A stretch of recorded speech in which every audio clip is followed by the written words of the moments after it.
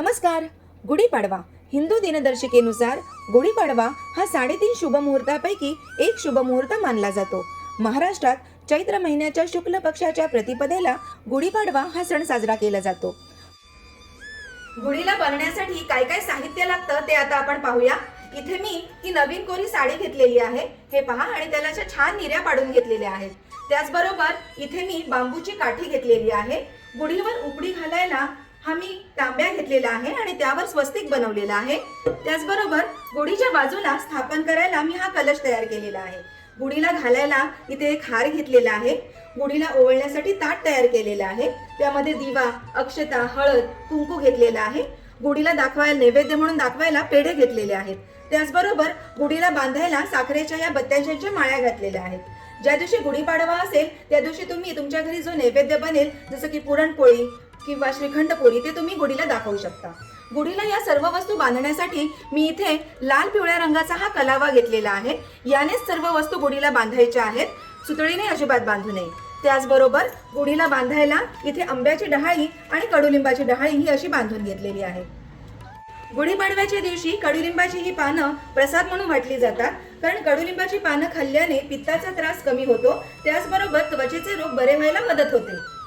गुढी उभारण्यासाठी मी खिडकीजवळ पाट ठेवलेला आहे. त्याच्या सभोवार रांगोळी काढलेली आहे आणि पाटावर लाल वस्त्र घातलेलं आहे आणि कलश स्थापन करण्यासाठी थोडे तांदूळ देखील पसरवलेले आहेत. सर्वप्रथम बांबूच्या काठीला हे वस्त्र असं आपण टाईट बांधून घेऊया. आता आंब्याची डहाळी आणि कडुलिंबाची डहाळी ही इथे अशी बांधून घ्यायची. आता ही साखरेच्या बत्ताशांची माळ ही देखील बांधून घ्यायची. आता गुढीला हार बांधून घ्यायचा आहे आणि आता हा असा कलश उपडी घालायचा आहे. गुढी उभारण्यासाठी तयार झालेली आहे. गुढी उभारली आहे. गुढीच्या बाजूला आता असा हा कलश स्थापन करूया. आता कलशाची आणि गुढीची हळद कुंकू अक्षता वाहून पूजा करून घ्यायची. ओवाळून घ्यायचं. गुढीला धूप दाखवून घ्यायचं आणि गुढीला पाण्याचं असं मंडल बनवून त्यावर नैवेद्य ठेवायचा आणि नैवेद्य दाखवून घ्यायचा. गुढीला आणि कलशाला मनोभावे नमस्कार करून प्रार्थना करायची आहे आणि अशा पद्धतीने गुढीपाडव्याच्या दिवशी गुढी उभारायची आहे.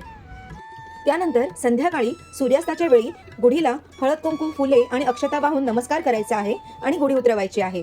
अशा प्रकारे गुढीपाडव्याचा सण साजरा करायचा आहे. तुम्हा सर्वांना येणाऱ्या गुढीपाडव्याच्या खूप खूप शुभेच्छा. हे नवीन वर्ष तुम्हा सर्वांना सुखाचं, समृद्धीचं, समाधानाचं, हर्षाचं आणि प्रसन्नतेचं जावो, हीच ईश्वरचरणी प्रार्थना. धन्यवाद.